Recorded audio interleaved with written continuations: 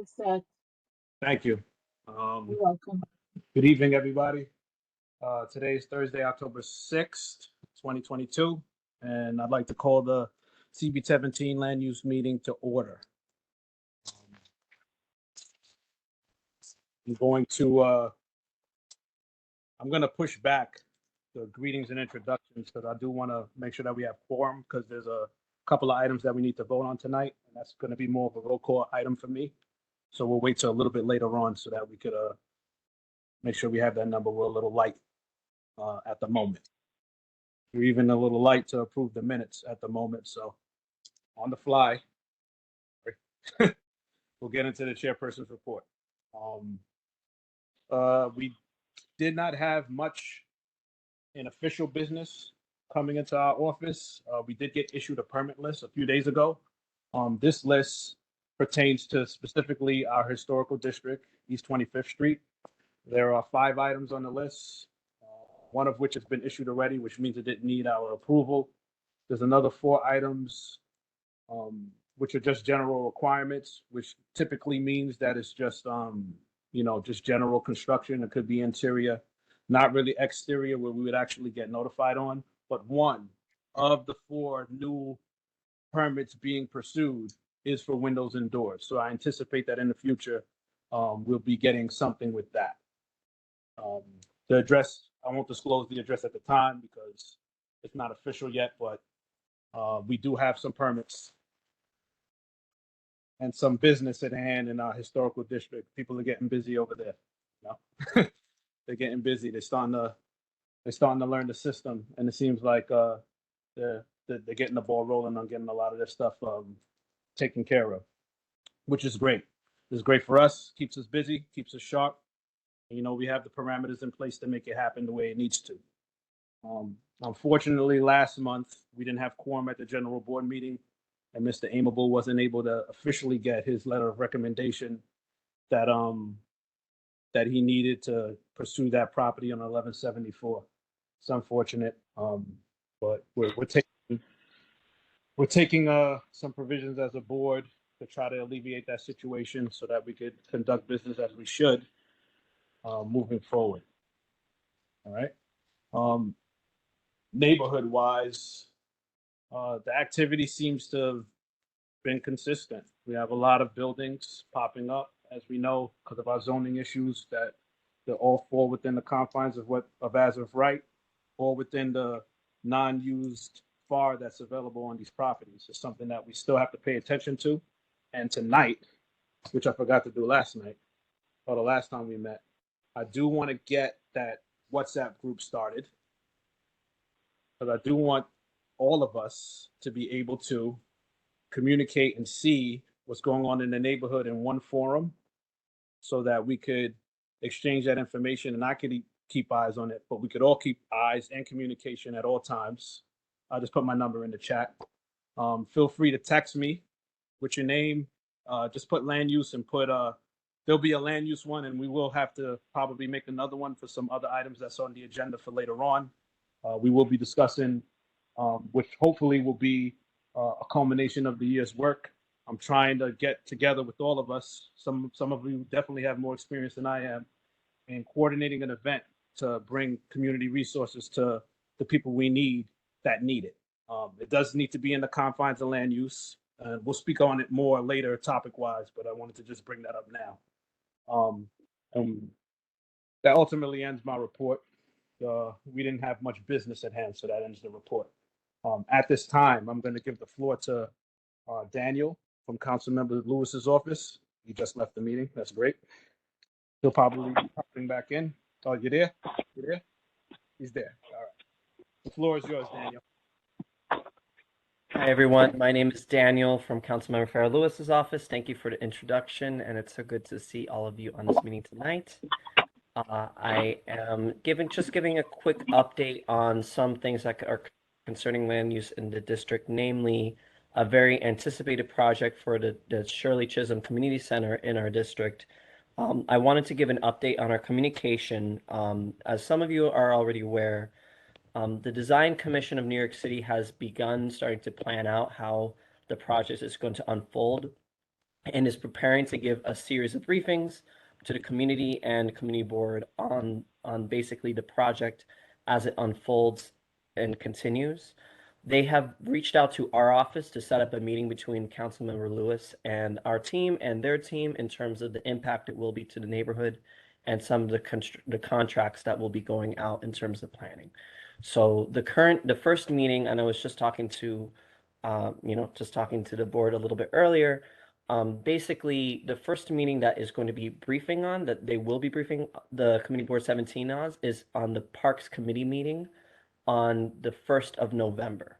So people who are interested in thinking about how does the community center affect them and want to give some input into the design and construction of the community center, please come to the Parks Committee meeting with CB17 on November 1st.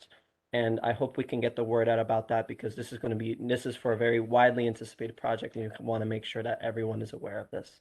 We are requesting that they give additional briefings, not just the Parks Committee, as once they are ready to prepare their presentation, as we definitely want to make sure that every group of people who are in the East Flatbush area are kept abreast of what's going on. So we are definitely going to be in the process of requesting more meetings to maybe even present at the next land use meeting, as well as possibly the general board meeting as well.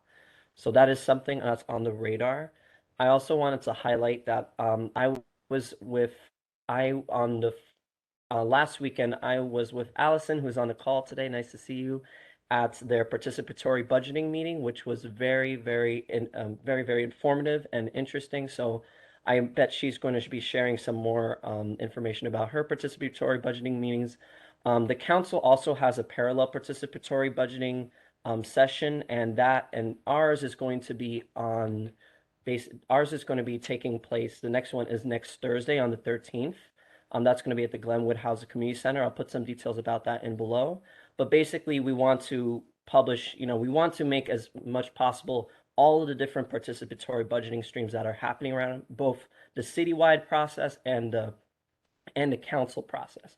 So in case if you aren't already familiar, the idea is that there's a large amount of money that's being allocated towards projects, both in construction and both in improvements to our neighborhoods, that is going to be benefiting, all of the publicly owned properties. So we're talking schools, we're talking parks, we're talking streetlights, anything is related to a capital expense that's on public property can be voted on and approved to spend up to, for the council version, $1 million on the project, and for the citywide initiative is for the $5 million that's in play right now.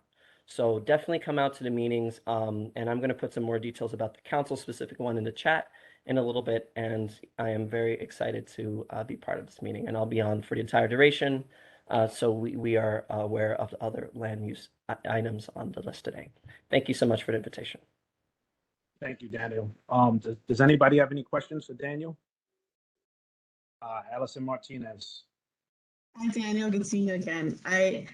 In terms of the Shirley Chisholm Center, I think what is really needed is for the community to have more regular updates about like the schedule for discussion. I know Brooklyn Level Up itself is on the percent committee for the art installation. And that pretty much has like died after one meeting where we like talked about some of the artist finalists, but we don't know, at least we haven't gotten any feedback as to what the process will be for the hyper-local artists that might be engaged to be able to participate in that event, in that project. And I think that in addition to that, we need to have a more like on the ground direct survey with residents who don't come to community board meetings. The vast majority of people who live in the community do not come to community board. So, and that could even be engaging with basically with Flatbush Gardens, the other homeowners in the area directly. But I think we need to have something more robust than just coming to particular committee meetings. I agree. And thank you so much for bringing it up. So I'm going to make a personal note of that, because, they had just reached out to us about this last week after we've been asking the commission to give us a call for months. So, I totally understand the frustration of the community. We are similarly frustrated.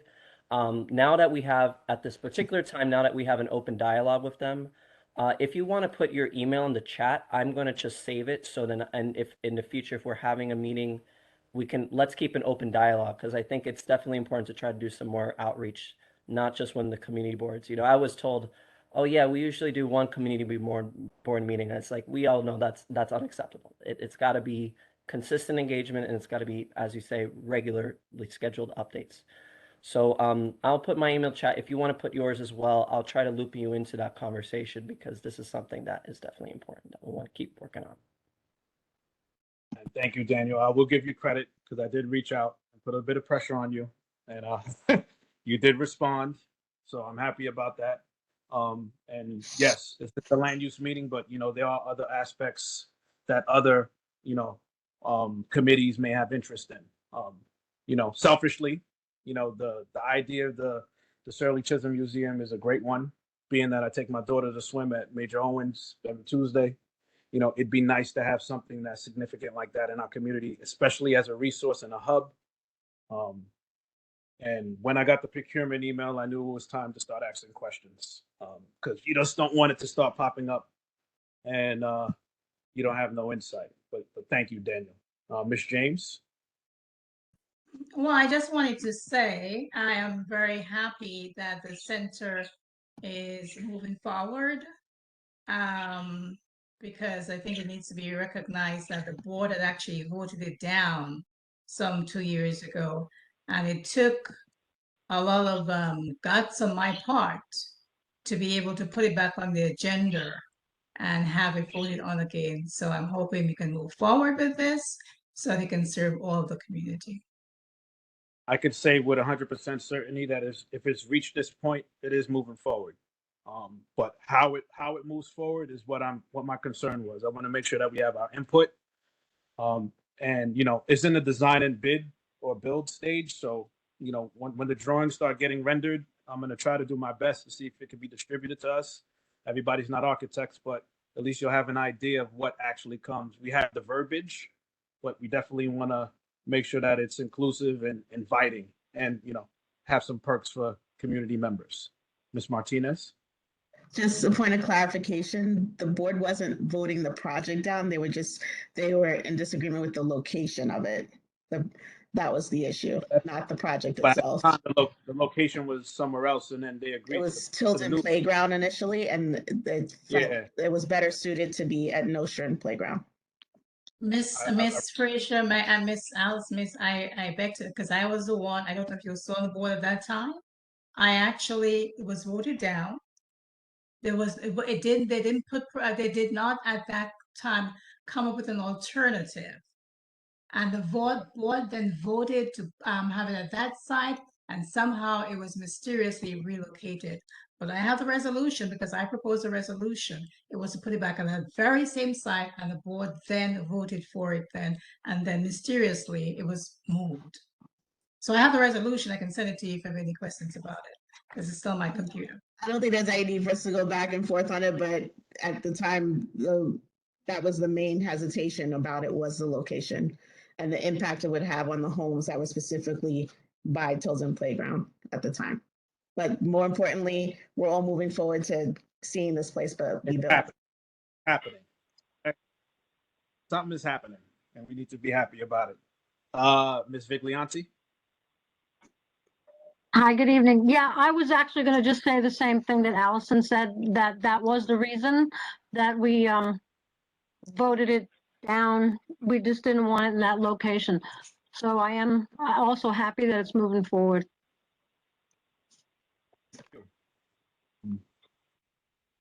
I think, any other questions? Sorry, I didn't review the chat. Is there any questions in the chat regarding the subject at hand? Anything? No?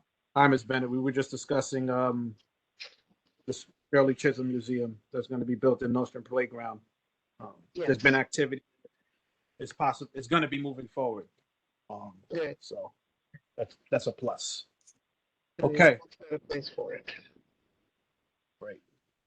We have quorum now, so I'm going to circle back into the business at hand, and that is the approval of the meeting minutes for January, February, March, April, June, and September. I know it was a bit much, but we got there. We got it. So does anybody on the floor want to make a motion?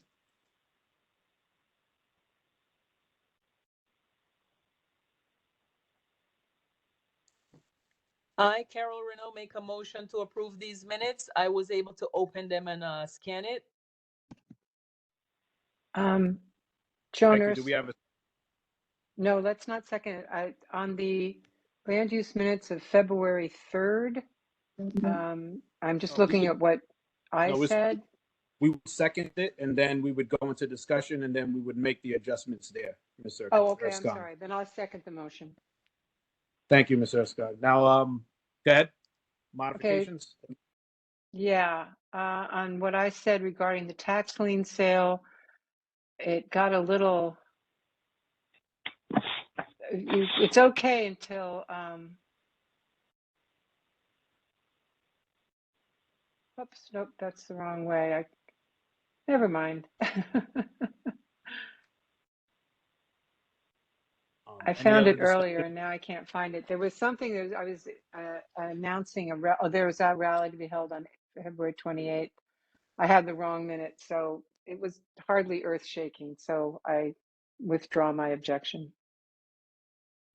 Understood. Is there any other discussion with the motion on the floor in regards to the approval of the meeting minutes for 6 months, January, February, March, April, June, and September?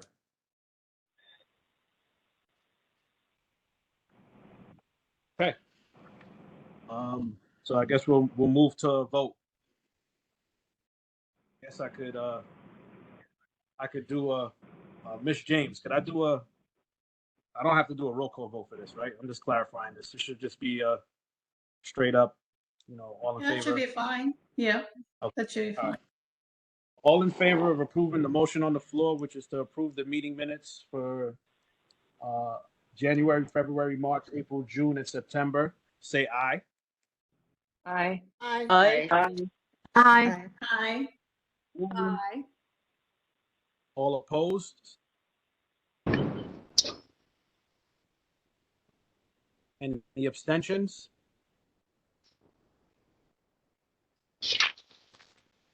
Excellent. The motion passes. You're approved. Okay. So, moving the agenda along, we're at unfinished business. Unfinished business. Is there any unfinished business that we would like to readdress or rediscuss since our last meeting? Mr. Chair, are you going to bring the issue to the table about the email which was sent out? Is that something you plan to address now or later? I defer to whenever you plan to raise it. I listed it in new business. Okay, I that's did fine. distribute it. Sorry, my Yeah, apologies. so, yeah, no problem. Is there any unfinished business? I guess I'd like to hear if there was any follow-up or anything about 98th Street. Email was generated. Actually, no email. I called the office and couldn't get in contact with my point of contact that I was given was Mr. Ezra. Because I didn't have an actual email to email him anything. I was even trying just to get that. I was able to get that email. Somebody called me back. Hoping that he's responsive, but I haven't had any luck in Miss Mealy's office. They're very, very hard to communicate with. Very, very hard to respond to. And even when I get them on the phone, it's kind of like it's like you get more probably out of something else. It uses this information going down in the chat. Excellent. Any other questions? I'm sorry, did that answer your question, Allison? Yeah. Contact me later about it. I want to know if there's another way I could go about that. I can't go, unfinished business, Bennett? So I was going to say about East 98th Street, since you have some trouble getting hold of them, so maybe we can. There's no trouble getting hold of Mr. Goldsteins and his associates. The issue we're trying to do is get a hold of the councilwoman in the district. You know, we're trying to really get her support in backing us, or get some information share of what has been going on, being that it bleeds through many districts, not just ours. There's things and activity happening across the street that we think may be a part of it, but you know, Yeah. they're not being responsive with that information. Maybe When I went around East 98th Street, it looked like they built a hotel yeah, right behind where right behind where the Walgreens used to be, which is now a grocery store. Dead behind it. And I didn't know definitely anything about it. it didn't come our way. But I sh- again, I didn't walk around there, I wouldn't have seen it. I don't know if it's open. When I saw it originally, it was being built. And then they had, I believe, a stop work order. And that's the last I've heard about it. text me, definitely follow up with me with that, and that's definitely something that we're always around. If you send me an image of it, I know what to look for as I drive there. You know. Mm-hmm. Kind of like Any a other? progress would be good. A progress. I'm sorry. Like Yeah, a progress. there, because I've been there a couple of times since last summer, and that's when I found it. Everyone feel comfortable with me reaching out to Mr. Goldstein's office again? I think Yeah. enough time has passed, Yeah. right? That he should have come in and hello. That it's time that he introduced himself. It's been a year since he's issued that proposal, so I think that he should have something or some means of communication for us. So Give us a definitely. date. Give us something. Because if he Yeah, don't give us, we shouldn't give him anything. I don't want to assume that he's not giving us anything. He did give us something, but I think that his as long as there's no activity and he's not moving forward with anything, it's kind of hard for us to hold his feet to the fire. We know it's coming because I don't think that he plans on walking away from it. But the sands of time are on his side. He has to get his ducks in a row, and we have to be included in that process, which is why he reached out to us to begin with.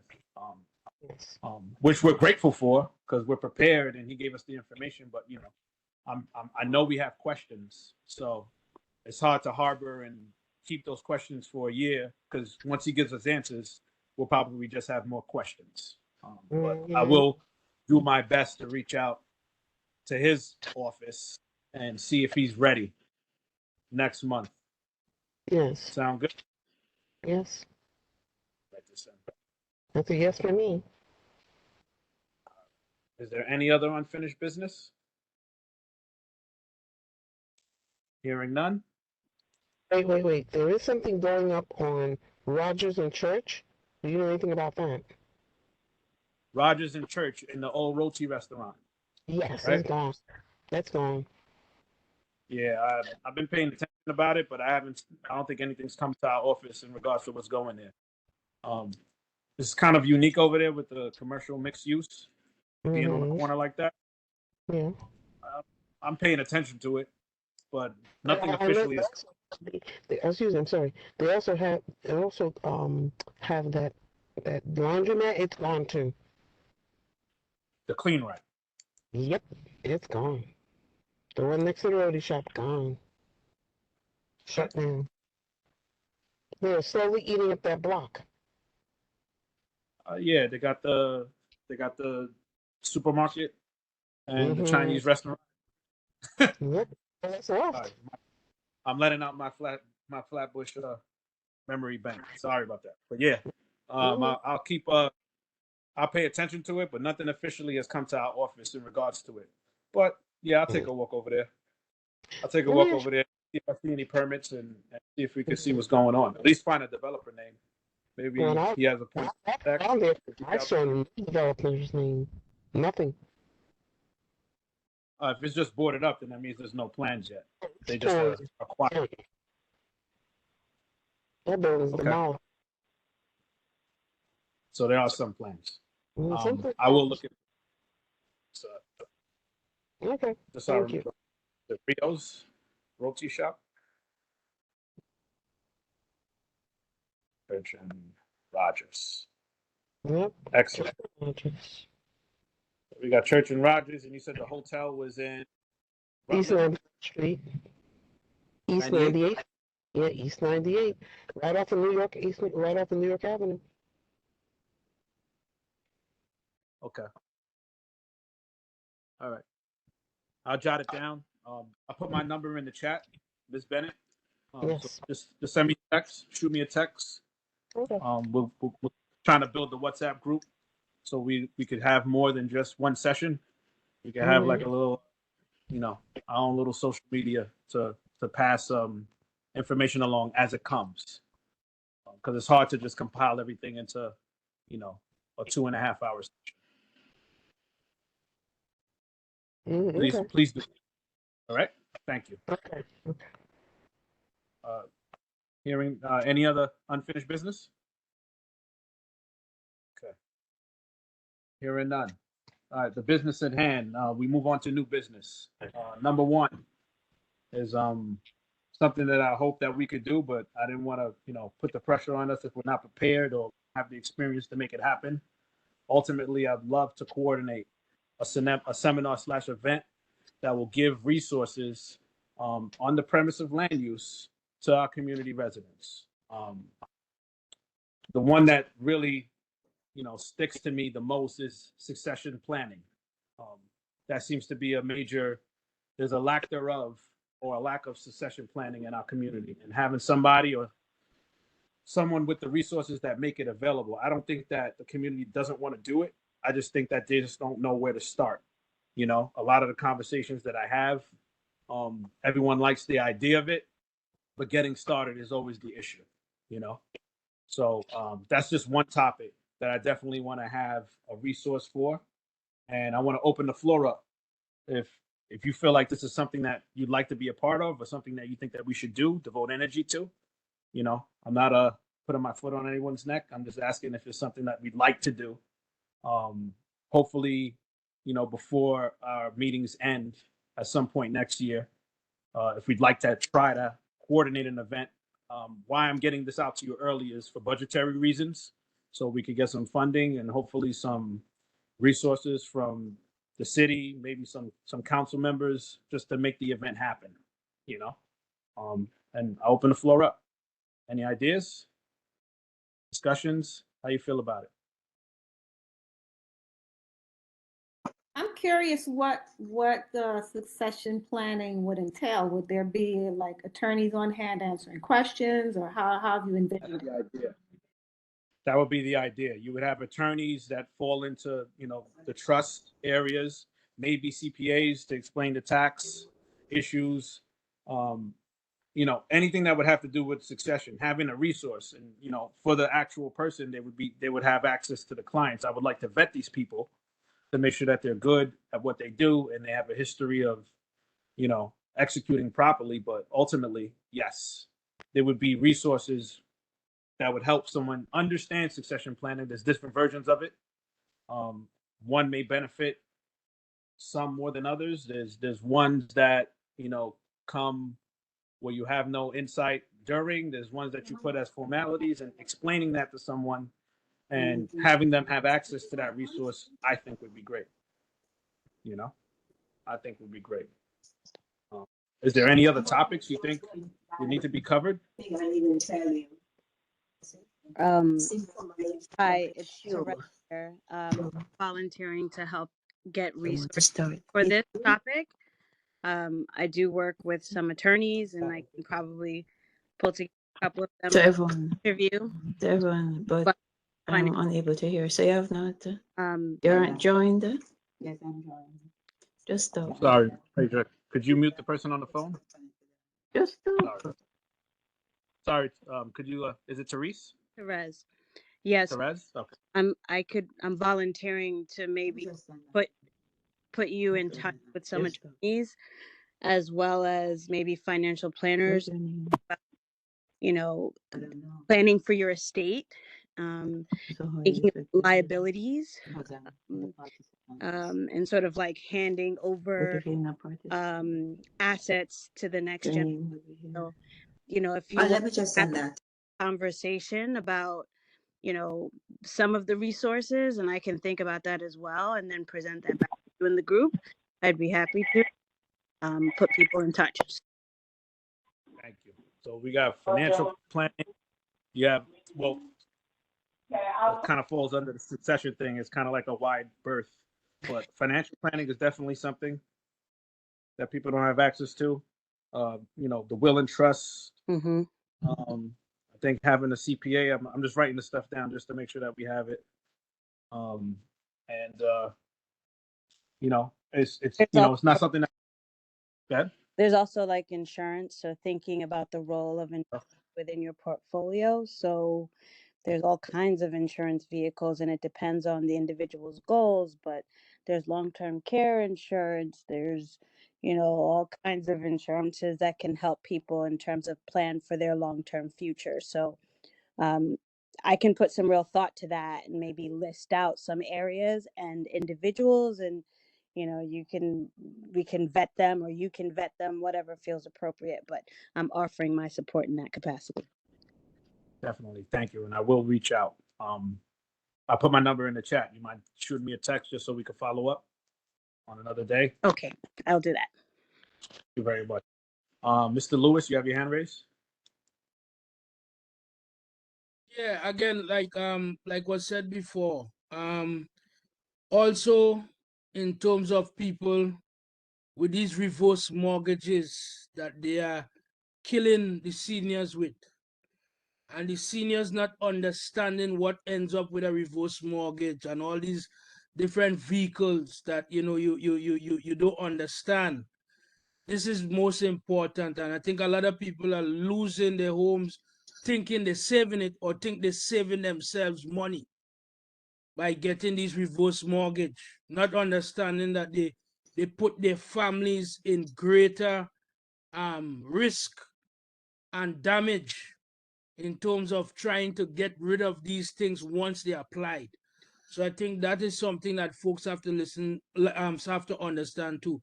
And also, we have to get folks to understand that insurance is not a bad word, especially among Caribbean people. When you hear insurance, oh, you're trying to kill me. That's why you want insurance. We have to get away from this mentality, because we fail to recognize that the insurance, our whole life policy, can create, again, the financial part of it, can create your own bank. If you have paid into insurances and your insurance premium, your insurance has come to a certain point where there's a cash value to it, that cash value can create the kind of wealth and the kind of lifestyle that we want to live in.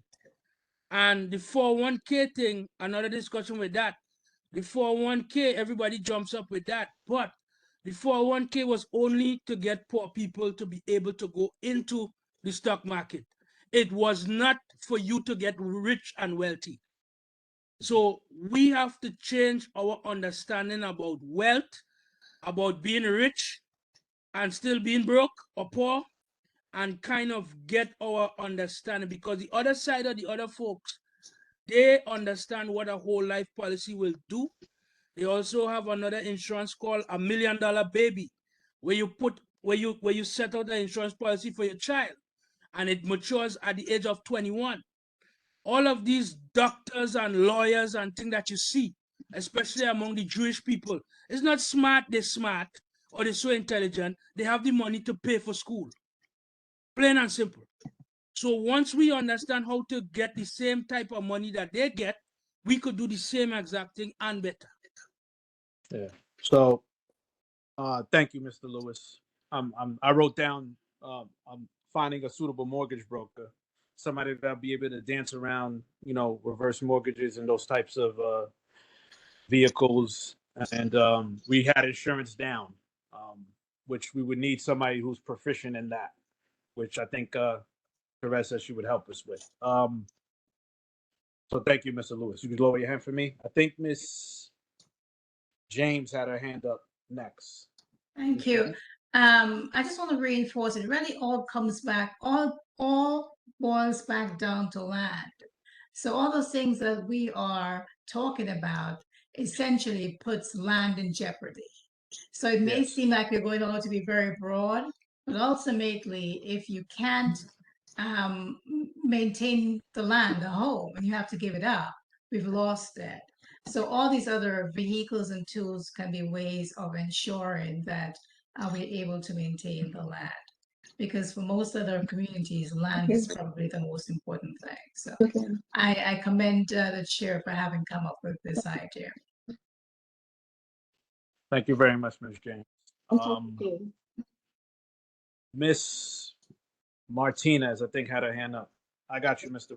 Renault. Dr. Yeah, I was just thinking a couple things that we may want to also think about the committees we might want to partner with on this. Okay. Maybe housing and social services. Because we could also do a good training on like Housing Connect and some community visioning about, you know, what we would like to see in how land should be used and how spaces can be used for different programming that we need, and to find like certain areas that might help for that. Some elder care planning specifically, and then teaching people how to value and learn the market values of their property so they can not be so susceptible to speculators, because they already would know how to start to look and evaluate their own property and know what it's worth. But also, I know Brooklyn Level, we would definitely help with putting together like a toolkit, things that people could take after the fact. We actually have a project that's specifically geared for this to work on for after January anyway, so this would dovetail with that. Perfect. Exactly what I'm hoping for. I have no opposition in making it a board thing if we can get enough resources for it to make sense and we could control the event. I don't have any objection with bringing anyone else or any other committee into this. It would actually be beneficial and it would be a one-stop shop. But I don't want it to be too convoluted that people aren't comfortable or don't have enough time to get the information or ask the questions that they like. You know, so as we're in primary discussion of it, I just want to keep that in mind. And, you know, also as far as locations and topics and budgets and plannings, we want to keep those in mind too. Keep your eyes out. If you see something or a facility, or maybe, you know, we could go to one of our local community, you know, hospitals or, you know, churches to try to host this event for us. And in the meantime, you know, this time next month, I'd like to just start discussing potential budget items. You know, if it's an in-person meeting or it's a hybrid meeting, I think a hybrid would be more beneficial, more outreach. You know, we would need to be able to get those technologies in place to make sure that we could execute it properly. You know, we want proper execution, and we want to be able to hopefully record the event as a resource that could be distributed after the fact, so it's evergreen. You know, that's the term really I was thinking about that I couldn't get out earlier. Evergreen. This material and this information we're speaking of is evergreen. You know, it's modified and changed sometimes, but mostly it's all old law. It's always been there, but sometimes we fear the language. It scares the common man or normal people sometimes when they hear these words: succession planning, assurance, or even the idea that, you know, they're going to pass one day and how that executes. I'd also like to get a real life example of its success. You know, I'm pretty sure that somebody in this room or somebody knows someone that has benefited from succession being planned correctly, you know, and hopefully this person is still a community resident and we could kind of use their real life example of how it works. Sometimes people need to see the ideas we speak about actually function and work, you know. It's like it's hard, but you know, it's like sometimes people just need to see something that actually happened and someone speak on it. That's not a professional. That's just a regular person that just happened to have the parents with the right mindset and they benefited, and it's real and something real that's touchable that people could speak to. Sometimes they feel more comfortable speaking to that person versus the professional, because the professional scares them, you know. So I'm reaching out for hopefully that as possible. Dr. Renault. Hi, everyone. Thank you, Mr. Chair. I just wanted to add as well that instead of us starting from scratch, because a lot of times on the different committees, we're doing a lot of work that maybe we can collaborate with other community partners. I know Brooklyn Level Up is a great partnership, but we also have NHS. They're also doing. They've already been doing credit repair. They're speaking about all of these reverse mortgages that one of my colleagues mentioned earlier. So we have a lot of great community organizations that we can partner with. Instead of us just spinning our wheels, not necessarily that we will, but at least we have somewhere where we can start and let them do the legwork, because that's why they're in the community as well. So we just might want to bring them in and think about that part of it. Thank you, Dr. Renaud. Sorry, always forget that. Thank you, Dr. Renaud. I have no shame. I will be reaching out to Brooklyn Level Up. I'll be reaching out to NHS to help me coordinate this event. I will say that I haven't coordinated many events, which is why I'm coming here to get the experience of the people who have. You know, I don't want it to be, but I am good at organizing and I am good at executing. That's my superpower. So I definitely don't want to start from scratch. I know we have the resources here to make it happen, which is why I'm trying to. Well, it sounds like we're doing it. So we are planning to make this happen, and I just wanted to have the conversation out there, because now that the conversation's out there, you may see a place, you may see a person, you may take a business card that may help us with this initiative. Thank you, Dr. Renaud. Ms. Fields?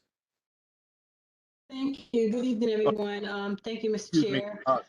Chair Fields. Sorry. Yeah. I just want to say that I think this is a great idea, and as the chair of the housing committee, I would love to help you in getting this organized and have us collaborate. You know, because this is really good, and I thank you for thinking of this. Thank you. Thank you. Therese, did I say that right? Yes, you did. And just there's so many great ideas and like subject matters that fall under this. We might want to think of it as a series. Like it actually doesn't have to be one event. It can be an ongoing educational series, because just credit repair in and of itself, like mortgages in and of itself, properties, trusts, wills, estates, like it is such a robust subject matter that it's hard to do that in one event. It's actually too much to try to really communicate. So, just a thought for future planning, maybe it's a series that we do, and you can like focus really on one topic at a time so people can get the full meat of it. I'm totally okay with that, as long as we have enough resources and individuals to participate to make it fruitful. I have no objection to a series of events. And it'll be more it'll be more what's the word that they use when they talk about smaller classrooms? Everything it's like Enriching, right? Like enriching, because you can because it'll be a smaller group, and hopefully somebody who needs that subject matter doesn't have to go to an event to hear multiple things to get the one resource that they need. I'm totally okay with it, as long as it makes sense. Yes. As long as it's done efficiently, as long as we have the budgetary resources to make it happen. Because we are in a mixed bag, and all of it ultimately, like Chair James said, does lead to housing, because housing is the one thing that isn't growing back. So as long as we keep it, or if we do venture off into other areas, as long as we include those committees in those areas, I think that would be okay. There was a conversation that happened in regards to Social Security. Where's number 3? Is 3 on the other side? I don't have my host privileges. I can't mute that person. Apologies. Mr. Dawes. I'm looking to mute that person. Thank you. There's something as simple as Social Security distribution and when to take it. Like this information, we don't have access to, but we have professionals that know and can give that information. It's a conversation, but people aren't comfortable with it. Making us a resource that people are comfortable coming to with their issues so we can resolve them. Keeps us busy and, you know, helps our reputation of what we're trying to do. You know, makes us exist in the ecosystem to know that that's what we're here for. Sometimes it gets lost in everything that goes on otherwise, but, you know, I'm trying to bring that perspective back. Ms. Erskine? Yes, I wanted to thank you. I think this is very valuable information, but I did want to stress, and I'm agreeing with Ms. Terez. I do want to stress that for most people, even one of these subjects is overwhelming. And I therefore breaking them up is very important because if it, for me, if you said, "Oh, I'm going to tell you about estate planning, how to figure out your insurance, and what you need to do about a reverse mortgage," all at one time, I would be so overwhelmed, I wouldn't show up. And so I think it's really very, very important that each one of these sessions is very focused so that if for no other reason, and first of all, there's so much information. People take whole courses, in these things, but mostly so we don't overwhelm our target audience, because a lot of reason why people haven't done anything about this is because they're overwhelmed. I know that that's certainly the case for me. And then the other thing I wanted to bring up about, yes, it all comes down to the housing, to their property. And as I say frequently, it's called real estate for a reason. That's what's real. And so I think first and foremost, we need to help people understand how to protect their property, because that's the most valuable asset they have. And one of the things that we discovered is that they need to know how to will that property, to what's going to happen to that property when they pass. And I think that that's where we started with this, and that maybe we want to make sure we keep the focus on that, at least initially, because what we've run into when we were looking at the tax lien sale and how to help people preserve is that these properties were in limbo. So even if the heirs wanted to pay the taxes, they didn't know how to do it. They weren't notified. So that succession planning, as you said, is really key to the preservation of family wealth, intergenerational wealth, and also maintaining the community. Thank you. Thank you. I'd like to ask you, because I know you have a particular skill set. If you want to, I guess, get in contact with me, and I have the topics. They're a little convoluted on my notepad right now. I have the topics, and if we could break up the topics in, you know, areas that make sense, because some could possibly be joined together. It just needs to make sense, like financial planning, you know, and you know, your credit probably could be joined together in one resource. We just want to take topics and combine them in ways that probably make sense. And this is what we're doing. We're coordinating. We're shooting out ideas. And I'm not opposed to any type of series of events. I think they'll be effective. And obviously, the more we do, the better we'll get. Dr. Renew, is your hand still raised for a new question, or? No, Mr. Chair, I'll take that down. Sorry about that. Chair James? Yeah, I just want to take like almost 30 seconds just to show how this all ties in. I have seen persons, their heirs lose their parents' property simply because the parent didn't know that if they had transferred the property to a trust 5 years earlier, from the time they need to apply for Medicaid benefits, that they could have kept it. So something even simple as that. Right. And I mean, I've had neighbors who, I remember one neighbor I talked to her about it and she didn't do it and she lost the property. So that's why it's so critically important, and it comes back to protecting. There's so many vehicles that we can, and things we can use to protect our property, which we don't know about. And because we don't know it, we end up losing it. And some of us that know it, I'm guilty. Even when you know it, you always put it off until something comes up and makes you think about it. You know, it's kind of like, you know, you're supposed to do this, And it's not until somebody makes it all come together for you, or you have to go somewhere and commit, that maybe you get that commitment. We're talking about, documents that could be drafted, and if we get the right resources, could be brought to certain individuals should they need it, our older residents' homes with a notary, and can make it official. We're in different times now, and I feel like the access and the way that we could execute these things are so much better now that we have to try to utilize our environment in a safe way, but sensible way, and make sure that we use the technology that we have, just to make these things easy. It is quite easy to do it. It was, when I did it, I didn't think it was that easy, and when we were done, I was like, that was it. I thought there was more to it. Thank you for the initial additional information, Ms. Martinez. Oh, I was just going to say we should definitely partner, in addition to housing and social services, we should get the Block Association Committee involved, because that's going to be where we're going to be able to get the most on the ground, direct, door to door ways to spread out information. Excellent. I am going to tap you as the flyer maker. That's all right. I'm used to it now. Yeah.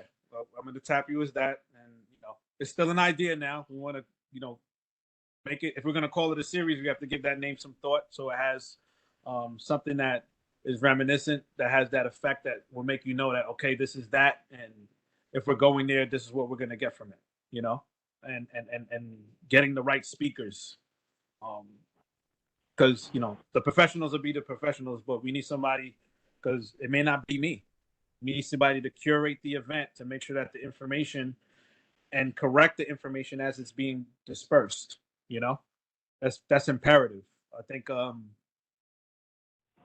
just speaking from experience, being a son and dealing with your mom, trying to get that information out to her, the fear that comes across their face when you speak about anything on the subject matter is actually incredible.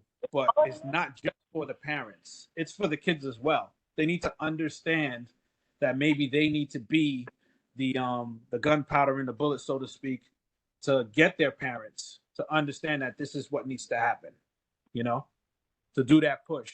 A lot of the times we get caught up in life, and it's the simple things that make your life complicated. If you ever had to deal in probate court for anything, that a piece of paper with 10-year dried ink would get you further faster than trying to get through that system and make something happen. Questions?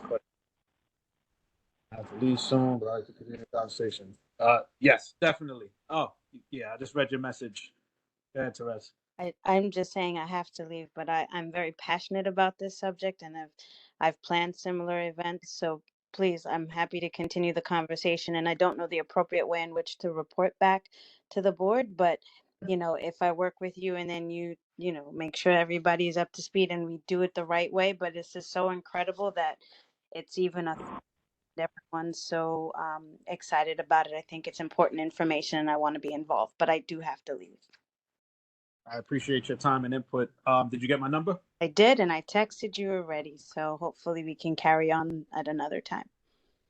Excellent. Sorry, I was I'm not trying to be rude. I'm just trying to get some meeting invites that I'm hearing didn't get sent.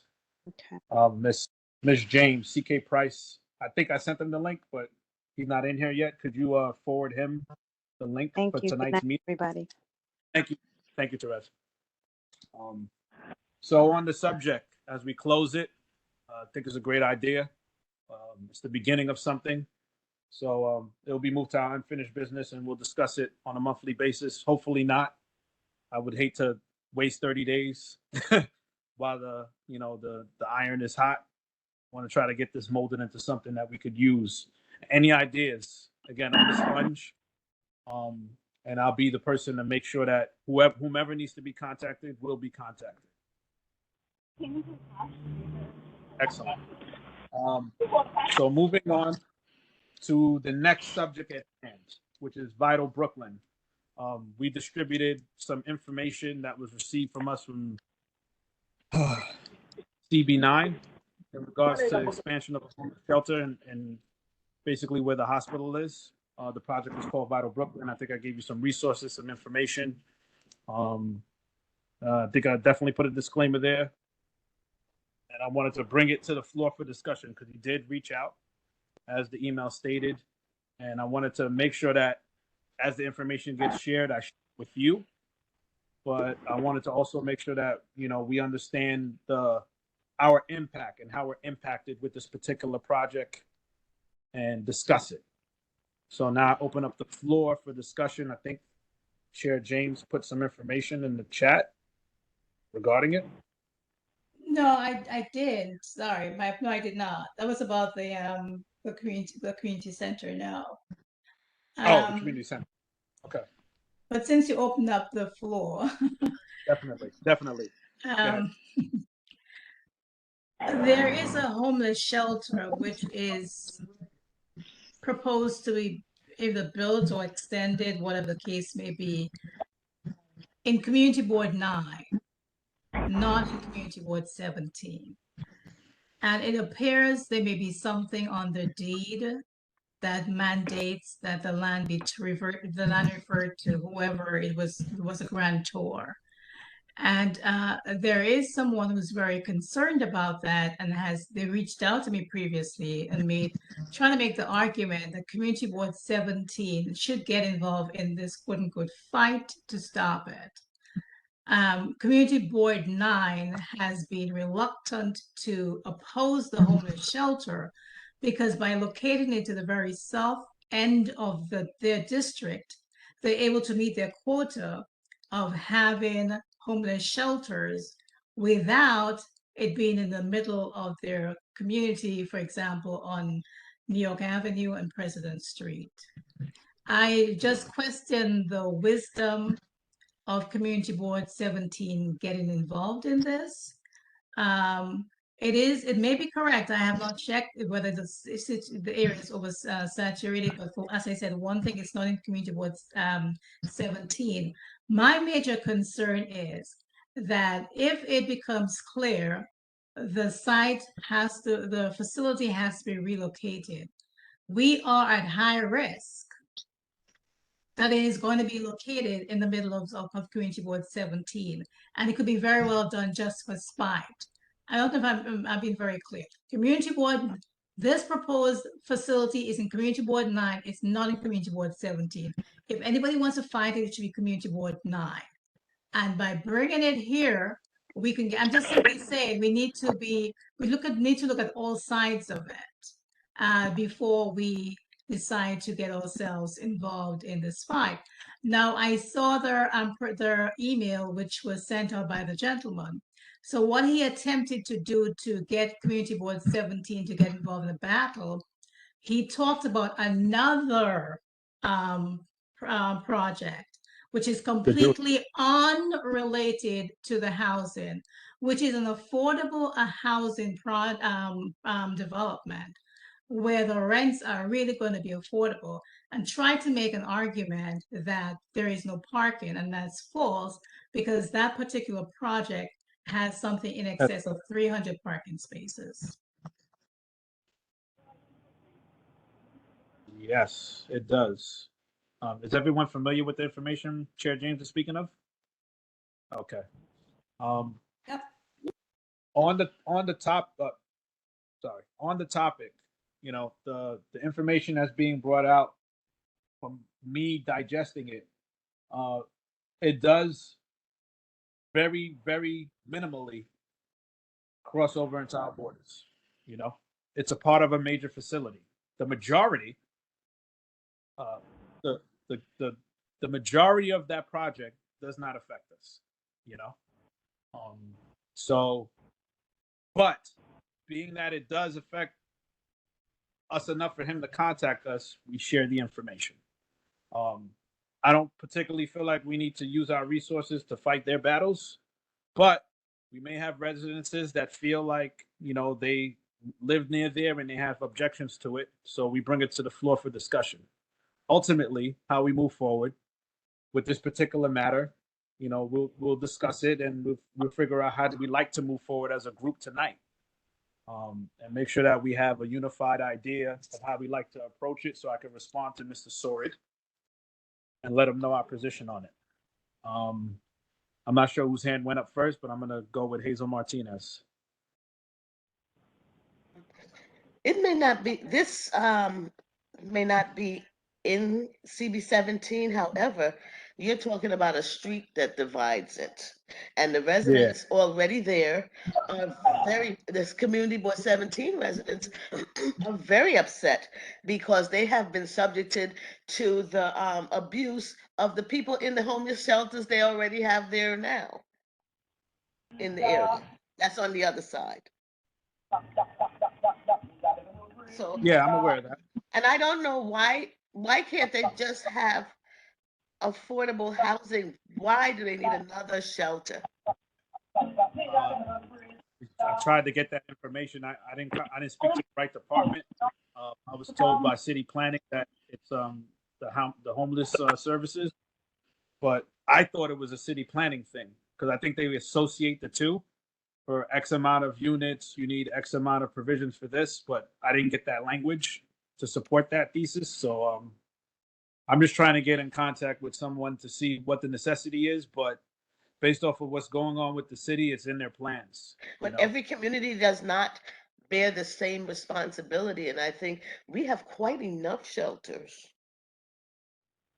I would say that the city of New York say that we will never have enough shelters. I would say that, unfortunately, there'll never be enough beds. There'll never be enough seats, and maybe we do have that reach.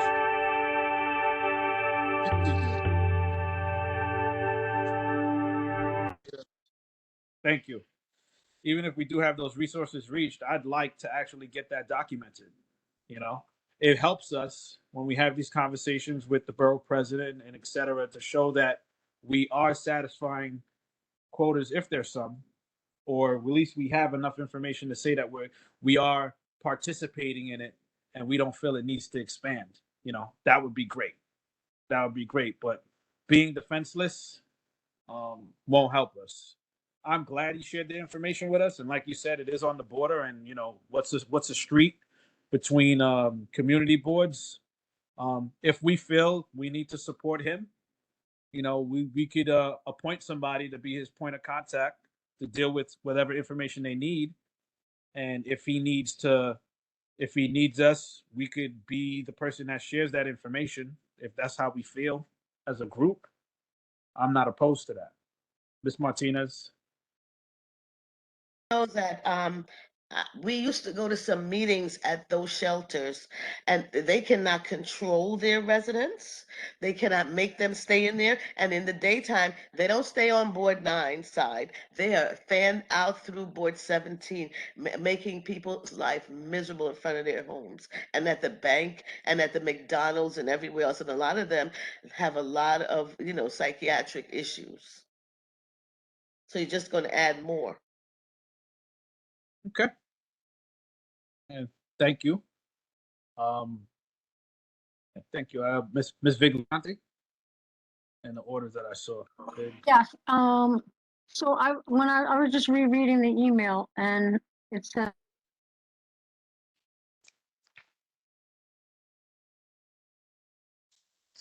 so does that mean that this was the same proposal from 20 years ago? I believe it is. What, the same proposal? I think it's been modified. Yeah, but I mean, it's basically the same thing that was opposed 20 years ago by both community boards. So it seems like we were involved with it already at some point. We were involved because it does affect us, Right. Being a bordering community board, it does affect us, like Ms. Hazel said. But the entire property per se, from a land use perspective, is in their community board. Right. That's what we're speaking about. He's reaching out for us for support. Is Community Board 9 against it in the generally? Is that based off the information he provided on the email? They are, but they haven't had success opposing it or getting it stopped. And what do they want from us? A letter of support, or I mean, a letter to oppose it? What are we supposed to do for them? They're informing us. He hasn't really given me that clarity. I was going to invite him here, but I wanted to have this discussion first to make sure that we wanted to be involved in this. Well, The I think that in general, it's really good to be helpful to your neighboring community board, but I think maybe we need more clarification about what we can actually do to help. I'm not sure. But I think we should want to help them, because then we're going to lean on them for other things maybe also. Okay. All right. It sounds like we have some concerns. I'll reach out to Mr. Sorid, right? Tell him that, you know, we're willing to hear his part. But in the meantime, between that time and now, I would review the information if you hadn't. Mr. Dawes, I don't have access to the file right now. It's an entire project, a resource project. The location of it is on Clarkson, I believe, and I don't want to misspeak on the. It was emailed, Mr. Dawes. So, but I just don't have the ability to pull up the PDF to get this precise address at this moment in time. If you review the email, you'll have that information. Ms. Martinez. Yes, I just wanted to say that a couple of things. Number one, it also harms the commercial corridor in that area, because breaking ground, I remember being at a meeting there where they said their rule is that during the day, those people are actually forced out. So even if they wanted to stay in the facility, they can't, and they don't have like specific programming to have them in, you know, doing anything that would then help them to actually get out of the system if they're able to. So to me, like breaking ground, the ability to build another set of shelters with the same set of rules, which would then basically increase that impact on the community, where you had homeowners who were complaining about people loitering on their property and all of that during the day, doesn't make any sense to me. If they had actually done any engagement with community, what people have asked for is senior housing or maybe a workforce center or something like that, that would be more useful. And then also, when we were hearing about the whole Vital Brooklyn project, to begin with, there was never mention of bringing homeless shelters into the community at all. So for that, You're not going to leave with that. So for that to be what the project is, to me, is kind of ridiculous. So for me, like, I think we should get involved, because we have to actually stand up for a community to say, these are the things we want. We want permanent affordable housing. We don't want more transient shelters in the community. We cannot be the epicenter for that either. Understood. That's it. Mr. Lewis, thank you, Ms. Martinez. So I think one of the things is that, you know, what will end up happening with the shelter and everything else is that now we will need to tap into some of that defense money and some of that criminal justice money that was given to different organizations to try to alleviate some of these loitering and criminal things that's going on. So there has to be a restorative effort with these people, and getting the OGS, which is Office of General Services, involved, because they do a lot of the renovations of the mental health facilities in the area and so forth, getting them involved, getting some of that money from the DA, which they got to talk about against gun violence and all these things, and starting to use that to create an environment in which some of these folks who we see loitering in the street are people who just came from being incarcerated. So they go to these shelters or halfway homes to try to get themselves together, or literally they thrown out the jails with just the clothes and the stuff that they came into, and they came into the jail with. Some of them 10, 15, 20 years. They have not acclimated themselves to being back into normal society. So what they do, they hang around, they loiter. So we will now have to develop or look at a plan, because the city is going to turn around and tell you what you want us to do. They know all the things that they should do, but we would have to say, well, okay, this is what you can do. And in particular, if this becomes a project, in the same way they might be looking for people to labor and do certain things, those who are able to work coherently, who can take orders, who can take things, maybe it might be good to employ them in fixing those places.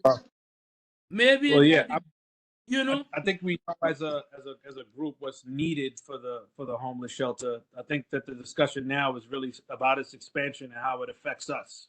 Right. The resources that's needed for the homeless shelter are obvious, but we want to keep it in the confines of land use and how it affects the residents. And maybe through that vehicle, you can address the other vehicles. So the conversation has sparked something, definitely.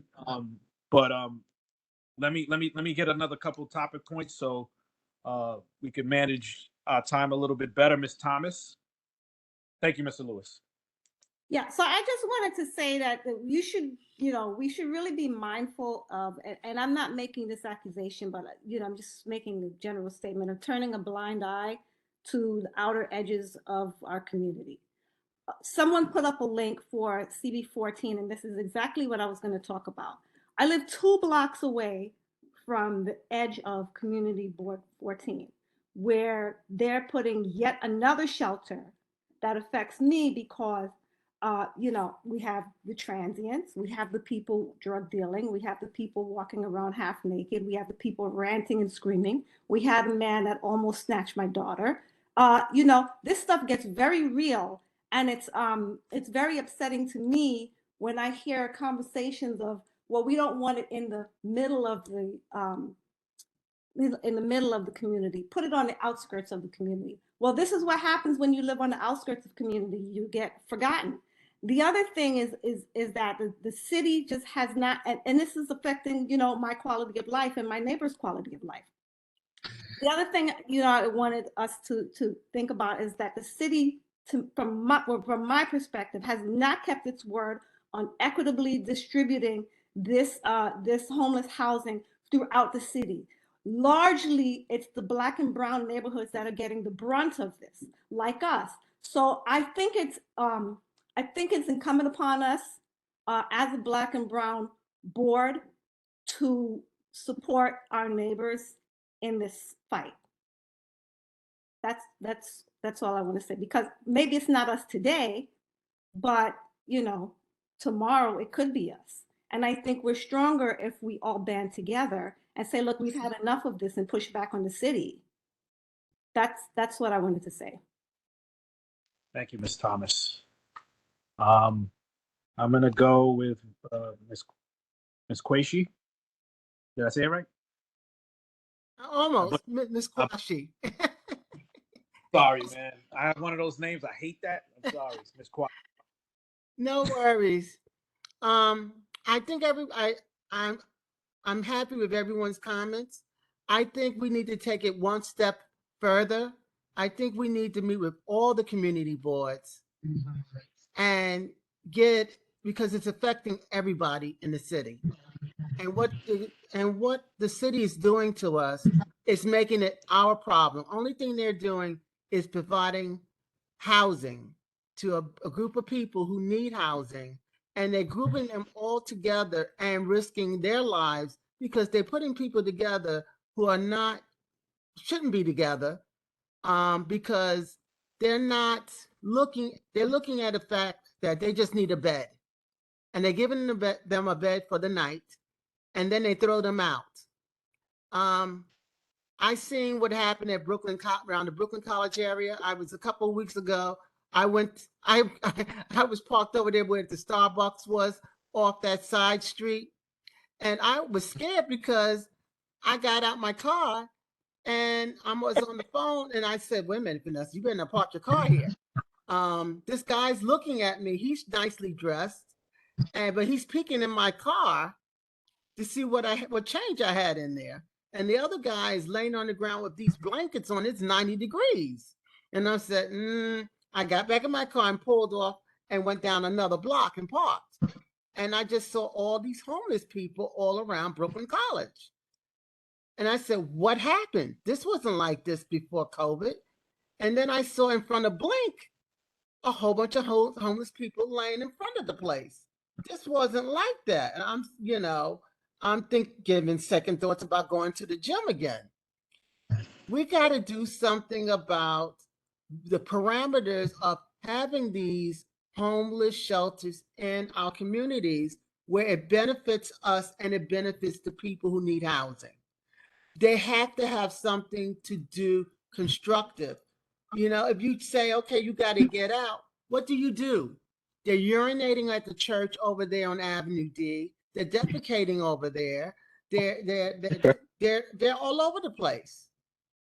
So we have to, if you're going to put a shelter there, we have to force the city to give them a program that they go to in the day and get themselves together so they can be back as something in the society where they can get themselves, where they can be back into society, or in a mental facility where they can get the help that they need.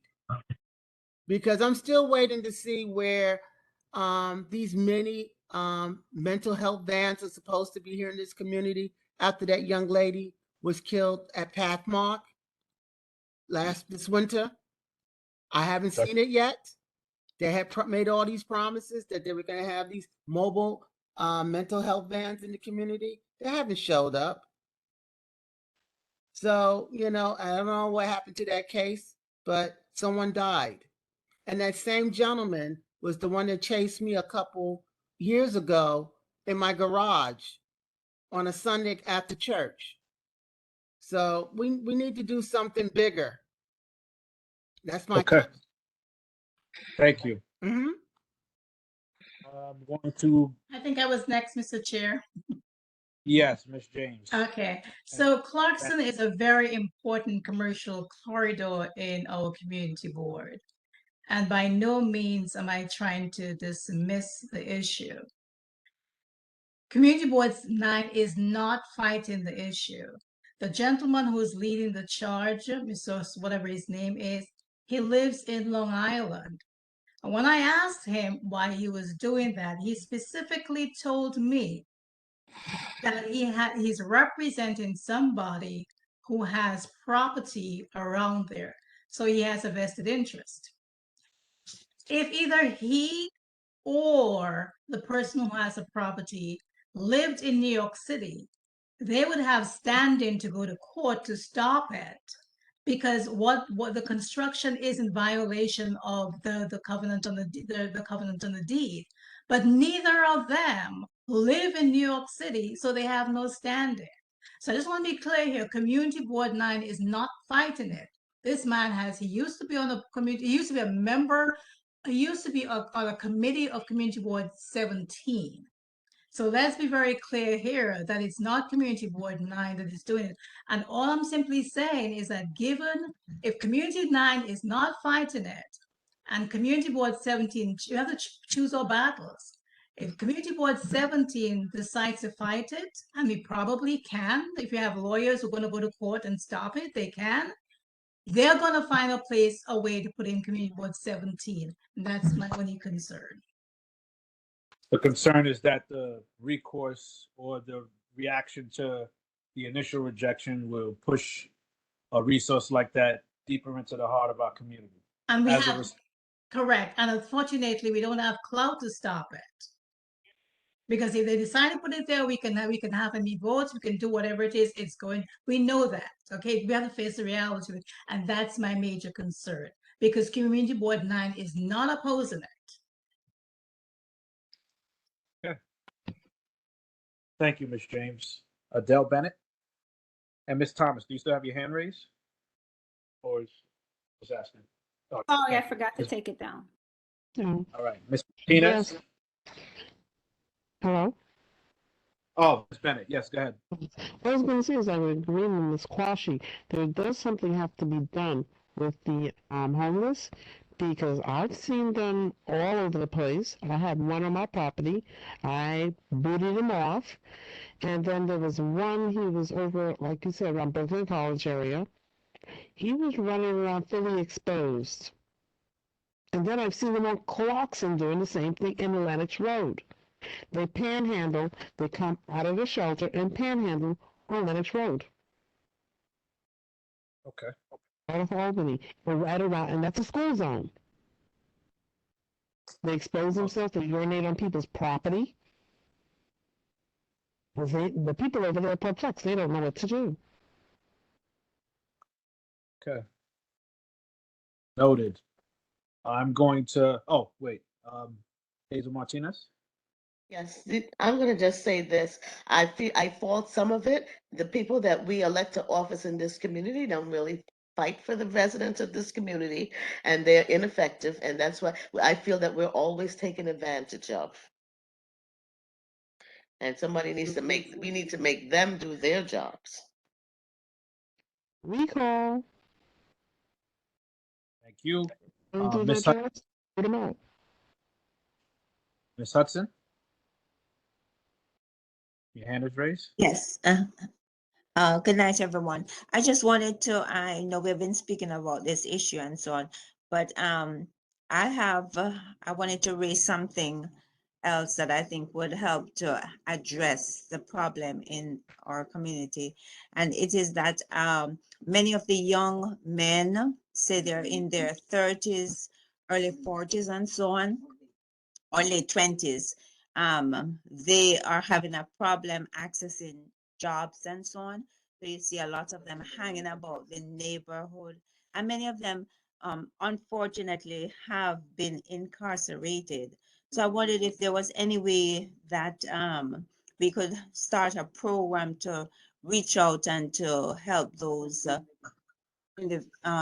members. So I I'm think not that sure there are. if this committee would be the It's probably, but I could reach out to the social services chair, and I'll bring it to the executives to see what they'd like to do about it.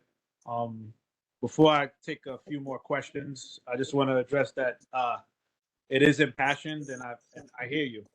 What I plan to do is to reach out to NHS, get a representative from them, come speak to us, and Mr. Soren. He will get a formal invitation to come here and properly disclose what he feels. But I say just take the information with a grain of salt. And if we're going to step into this, we need to make sure that we fully understand the information he distributed and the information he may not have distributed, just to make sure that there's clarity, because we are getting this secondhand. It's not firsthand information. Thank you, Ms. Hudson. Okay, and thank you too. Ms. Viglianti. Yes, yeah, so this person is not on Community Board 9, is that what we're saying? He's not part of the community board? He just. Can I answer that is a correct statement. He is not part of community board. Neither does he live in New York City. He Okay. lives on Long Island. He approached me first when I was involved as a rezoning, had a rezoning committee meeting sometime earlier this year to try to get me to find a battle with him. Okay, so my suggestion is that we just bypass him and go straight to the community board 9 and ask them to weigh in on this, or maybe we should talk to them about it and then go from there. I think that's a great idea. I'll reach out to CB9. I'm sure Ms. Frazier has a contact for me. Hopefully the URLIP chair, because that's what it does say at the bottom of the email, that he was a former member of CB9, URLIP committee, and BK17's land use committee. And see if we could get someone from the actual community board actively to address this topic with us. I will share the contact information for the district manager of CB9 with you, Mr. Raffray. Thank you, Ms. Frazier. You're welcome. Got a couple of emails to write tomorrow on it. Daniel, you have your hand raised? Yes, I'm here. I'm still here. I'm listening to all of the comments being said, and Obviously, you know, as representing the elected official, I agree. You know, I'm hearing I'm hearing a lot of talk about the things going on the fringes of the board, especially as it pertains to, you know, the impact of the homeless shelters and the situation that is coming in. I will say that on our end, although some of the information I have is privileged, on our end, the issue we predict is only going to get worse. Namely, because of there is clear discrimination coming from the top above us regarding the placement of shelters, right? Approximately, and I'll mention this in particular in the case about, regarding influx of people who are coming into the shelters in the shelter system. I believe everyone has read the news about this. You know, finding emergency shelters is a very touchy subject for a lot of the people who are coming into the shelter system. So that we really need to get the word out, because the people who need to be hearing the opposition to this are not. You know, we could plead and protest, but every council member is going to plead and protest about their, you know, all 51 of them, right? So hearing it from the community and understanding the opposition of the fact that, you know what, our district has such a high density. You know, we have one Kenilworth, we have the new one on 5244 Kings Highway. We already have these.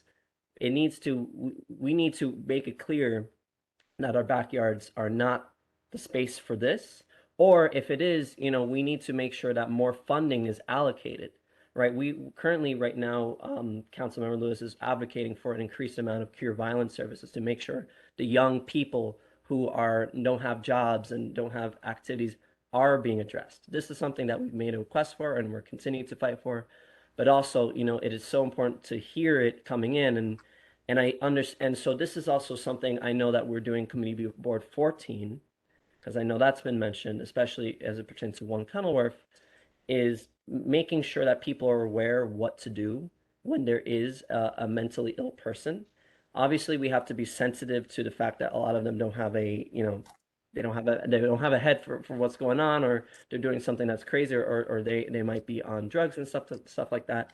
But also making sure that we have the appropriate response, right? So, you know, 911 does, especially I heard a trespassing case that definitely is 100% a 911 related issue that we need to reach out.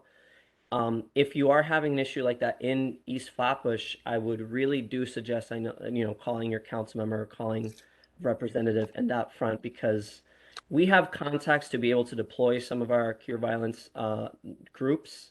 And, you know, at some point, maybe during a board meeting, it sounds like we need to introduce this body to some of the nonprofits that are doing work, not just breaking ground, because they can't go everywhere. Other groups that can help assist people, lead them off of the property, making sure that they're not just, if they are getting taken by 911, they aren't just coming out again and going to the same places. We need to identify getting people actual help. So I put my contact in the chat already, but I also do, again, want to acknowledge that the frustration is real and it's not unheard. So, you know, this is something that hopefully in Community Board 17, we can continue discussing. So I thank you all for bringing it up, because it's super important. Thank you, Daniel. It's something as simple as, you know, as we query their complaints, maybe we have the resource to reach out to our police department, you know, maybe just having a presence could deter some of the activity. There could be a fear that it would just push the activity deeper in either direction and away from the actual resource of the homeless shelter, but it's something to think about. And Mr. Price, thank you for joining us. Your hand is raised. Thanks for having me. Sorry to be late. I had a comment and then and thank you for that, by the way. I had a comment and a question actually for Daniel, if I can. Sure. I was a former tenant organizer, and one of the battles we were fighting at the time that I was a tenant organizer was the Armory on Bedford and Nostrand. Is that right? No, on Nostrand and no, on Bedford and I don't know. Help me, please. Atlantic, Bedford. No, the other one. Isn't It's the one close to It's the one close to It's Eastern President. Parkway. The major That's Owens, Parkway, yeah. the major It's Owens around building. President. Yeah, it's around Major President. Owens. Yeah, Major Owens. Right. So what came up in the process of that becoming a development was that this was around the same time that de Blasio announced that he was going to start doing shelters. I think it was 96 shelters around the city. And what he was trying to do was make it so that they went where people were being displaced. So in the ideal situation, a family isn't able to pay for their rent anymore. This was usually a single mother. I think it was usually the typical case was a single mother of 2 or 3 kids. Was getting displaced because they could no longer pay rent. They'd be able to keep their kids in the same school by being in a place that was in the same neighborhood, et cetera. So that was the idea. That doesn't sound like what you guys have been talking about. I kind of came into the middle of this conversation, so forgive me if that doesn't apply. We were discussing a potential expansion of something that's on the borders of our community district that ultimately falls into another community district or community board, and how to address it. We will be. You caught the end of it, but we will be addressing it. Okay. I mentioned all of this though to say that that's part of the reason that we are disproportionately seeing the density of these types of shelters, or at least that was the idea. And I don't know if the current mayoral administration has any ideas on how to address that, because they say a lot of things and I haven't seen a lot of things. But my question to Daniel would be, does that plan from the de Blasio administration look like it's on pace to continue with those ideas in mind? And moving forward, what are we doing about the fact that we're going to be getting, I think the situation is only going to be getting worse the way the rents are starting to rise again. And so there's going to be more displacement, not to mention what's happening with these idiots from Texas. Oh, well, yeah, that's probably That's what I was alluding to, but cannot say it on record. But I you can, know, so yeah, I know. Great, yeah. So you know, I will, you know, so that's a very good point you make up, and you know, this is kind of sort of the language that we were given by DHS in regards to this, is you know, for most of the time, it's not the women and children's shelters that cause the issues, right? I mean, you know, you get some of those, but most of the time, it's agreed. You know, I mean, I think we can all acknowledge the source of a lot of it is, you know, the men's shelters and shelters that, you know, are really just like the general intake anyone who comes needing a room goes into, right? Because that means that you're not really dealing with families and you're not really, you don't really have a baseline set of services that are being given. You're like, okay, you get a city FEPS voucher, good luck finding a house. And that's the extent of the outreach. It's not, all right, what school are you going to? Does the mother have services supporting them? You know, the women and children's shelters have more services just because of the nature of the clients that they're seeing. So, you know, recently Councilmember Lewis and a couple of our staff went on a tour to 5244 Kings Highway, which is a women's and children's shelter. And, you know, it was eye-opening in seeing that, you know, services are getting done, but it's also not necessarily consistent. And you know, we've been getting more and more complaints about, you know, the translation not being there for people who don't speak English.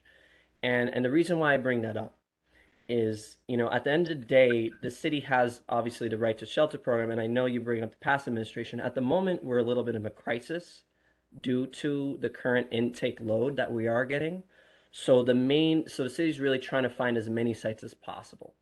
Obviously, there's still disparity in this. It's not very much targeted towards whether, you know, trying to keep people in every neighborhood. At the moment, it really isn't. So this new development that is coming up that I'm hearing about, it's, you know, it's out of our district. I don't think we've been notified about it, but it still goes to mention that we need to, you know, that we all need to be aware of it, and what we need to be pushing for from on our end in terms of administration, making sure that services are being given. So if there are issues with mental illness, if there are issues with displacement and joblessness, that there are actually services being provided. Because we've right now, due to the emergency, even though the shelters are there, it's actually the services aren't being provided, and that's what's causing the people to leave the shelter with nothing to do because they're not getting job placement services, they're not getting referrals to housing, to affordable housing lottery.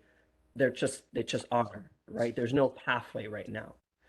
So that's something that we're fighting for to try to rectify, because this can't continue, right? If we just sort of expect this the underlying problems to continue, as you mentioned, rents are going up and yet the subsidies aren't. We need to be addressing those problems. So hopefully that answers a couple of that context. I'm gonna allow the next 4 questions for the hands that are raised on the subject, just so we could move on. We will be addressing it. It'll be an ongoing conversation with us. We'll be reaching out to the necessary parties for next month. Miss Martinez, Hazel Martinez. Oh, she dropped. I just want to, I have 2 comments. One, Daniel, I think, have you seen or experienced the residents that live in those particular shelters on Clarkson? Because they're not capable of working. They have a lot of psychiatric issues. That's number one. And the other thing I want to say is that our community is basically ignored. We have a mayor who never came to this community except once, and we have a borough president, and neither one of them even bothered to campaign over here. So really, why they don't even care about this community? That's a fair point. Daniel. Yeah, some of it is a question. So unfortunately, the answer is no to the first one. It's not in the confines of the 45th, and I do understand the frustration of not being responded to when doing that outreach. I can't, I think in terms of what our office could possibly do for that, I'm sure we could try to establish some connection. I don't want to promise anything right now because, sometimes we don't even get the callbacks either, right? We're not magicians here. So, so I would definitely say that pushing to get the elected on board is important. And, it's upsetting that the community in general is neglected. We're not getting the services and we're not getting seen by people above. And that's hopefully at least in the overlap between the 45th district and Community Board 17 that we can at least bridge that gap. So, I do understand the frustration because I've personally experienced it here in Queens as well. That's where I live. It's the same story. So it's definitely something that needs to be brought up. Thank you, Daniel. Miss Bennett. Oh, yes. So, Daniel, I noticed you said Kings Highway Shelter. Hello? Yes. Yeah. Oh, yes. Well, I've been over there. You said it's a women's shelter. I've seen men, women, and children coming out of there. It's a family shelter, yes, but not just women and children. Yes, it's FWC. Yes, it is a family women's shelter. The main distinction, yes, men are allowed to stay on certain conditions if HRA determines it's acceptable. There are more restrictions on that in terms of curfew and family size and requirements than there would be a regular shelter. So we were over there. So it's definitely, yes, you do see men and coming in and out. Yes. Yeah, but so you're correct, but there are some more requirements on that shelter than some others that exist in the system. And what about the shelter on Kings Highway? What are the restrictions? I mean, not Kings Highway, the one on Clarkson.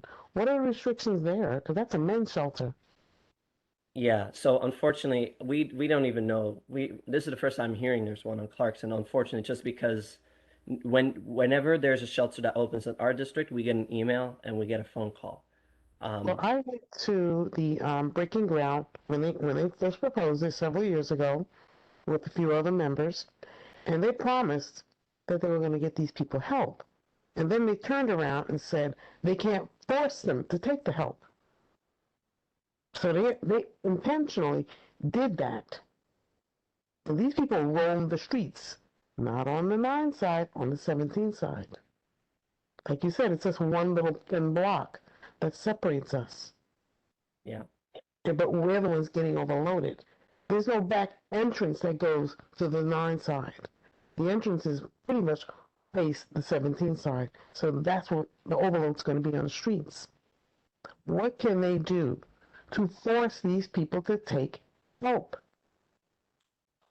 I know this is the biggest issue that across every board meeting, every community council meeting that I and my colleagues are a part of. That's the question. Unfortunately, there isn't a lot of legal recourse for this.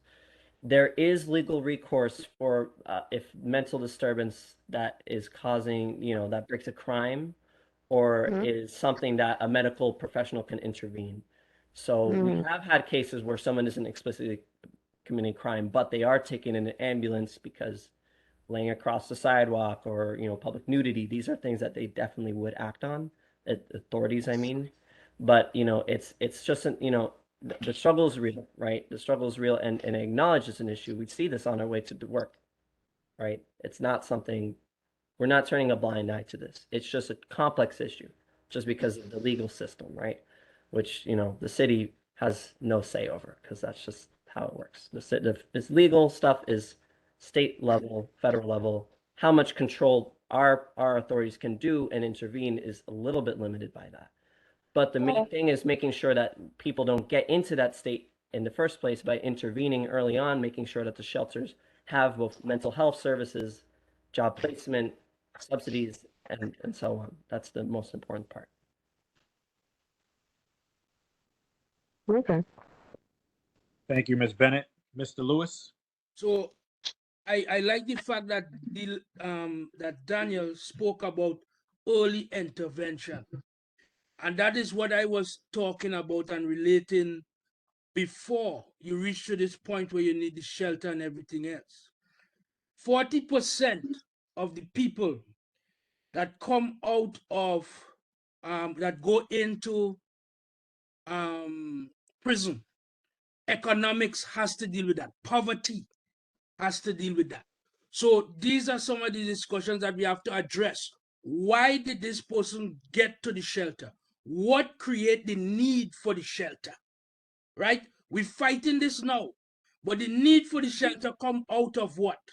Not having, whether it's education, whether it's financial, whatever it is. So if we deal with the need of not having, we will mitigate the use of the shelters. And then again, when you come into talking about restoration of these people, half of these people that are on drugs or running away from the issues and the problems of the daily life and creating havoc, there's a reason for that. So we have to deal with that issue first. And I think that's what the government does not do. They wait to put a Band-Aid on an open wound. Before the womb open, fix it. Right, and this is what we have to discuss and fix. And in the last general meeting that we had for the board, Assemblyman Monique Waterman gave us a number, 988. That is the number. That is the new state number for people that are having suicidal episode, mental or emotional distress episodes. 988, because 911, very few, if any, of the police officers are trained to deal properly with somebody that has a mental issue. And we don't want to get into a situation in which where we see all the time that if somebody has an issue or problem and they can't deal with it, is a taser or a bullet. So we have to be mindful of that too. 988, that is the social, emotional distress, suicidal thing. Let everybody write that down. And once you keep calling that number and keep calling, if you're over and over, somebody gonna start to write it down and tally down, okay, we have an issue, we have a problem, and then that could also help us in terms of bring in a case, because you know what they're going to say? Oh, they provided this. How many of you all call 988? Don't give them any excuse to tell you, oh, you didn't do this, you didn't do that. They put 988 now, ring up 988 line and keep it busy. So that once it's busy, they will know that they have to do something.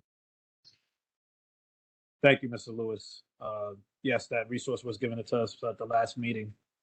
That was good. Only because she hasn't been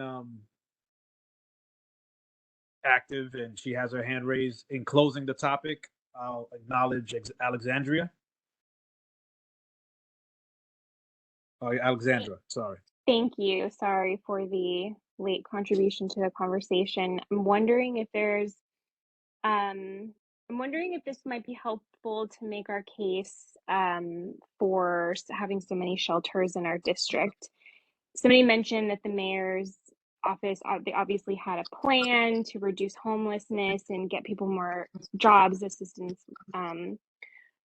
Could we pull some statistics about other community boards, how many shelters they have, and compare that against the mayor's plan to spread out shelters, and also what they expected to achieve from their plan, like how many people they wanted to house, how many people they wanted to help, and see, like you all were saying, did these people actually get help, or are they sort of just left to float out in the city? And the other thing I was wondering is, since there are already different kinds of shelters, there's family shelters and men's shelters, would it be possible to limit the kind of shelters that are built in the future? Like, for example, we have enough homeless people, we have enough like people who don't want to work. I know it's a big problem. I work for a health home. We cannot force people to look for jobs or, get medical help, psychiatric help. But maybe if they considered restructuring who was allowed into different kinds of shelters, they could say, okay, these people who actually want to seek out help, these people who have families and they're gonna be going to work and school during the day, this is a shelter for those people who are like actively working toward a better future. And then here's a shelter maybe in a more remote location. I heard Randall's Island being floated in some article recently. If these people really don't want help and they're just a menace to society and they are impinging on our quality of life, then maybe there needs to be a different facility. I think that's a great point, and it's very, and that's the kind of thinking all comes back to, say, how much power does the city have in determining and institutionalizing someone, right? Because we have to use the right term around that is what that would be like. I think right now, a lot of discussion is like, oh, what is the mayor doing? What is the mayor doing? We're close with the mayor's activities in terms of the placement of the shelter seekers and the intakes. It is, they have it. I think it's a good idea to think about. We have some statistics on how it breaks up by borough and a little bit by area. It's definitely, Brooklyn is actually the second most. It basically goes in terms of shelter placement. Queens is number one in terms of homeless population, then the Bronx, then Brooklyn, then Manhattan, then Staten Island. So it's interesting to think about that in that perspective. And in terms of breaking it down further, that is something that it should be definitely brought up in terms of, say, hey, these community boards is a lot more saturated. If you want to support this community, if the city wants to support this community while also making sure people are getting serviced, it's not just amount of in our perspective, it's not just you can't just put a shelter there without providing the service, right? And that's what it comes down to. And many of the shelters do have some services, but it's not enough. It's not making sure that people are actually getting mental health treatment. And if they are refusing service, there is no answer. So all these things do come from more of a state legislator side, and to say, like, how much does the city have the authority to actually bring these people into a mental facility to get evaluated, to find a course of treatment so they aren't just roaming the streets of East Flatbush and bothering people, you know? So I think that's a fair point. Thank you, Daniel. And Alexandra, there are some resources. I'm not sure in particular with open data what resources that they have, but we should be able to get, data is being driven and taken in once they, take someone in. You should be able to take and see what the volume of people are in specific shelters in different neighborhoods, and possibly, if it correlates, use that information against the mayor's plan to see where his expansions are. I don't think he's very specific. Maybe he is on exactly where he's trying to expand.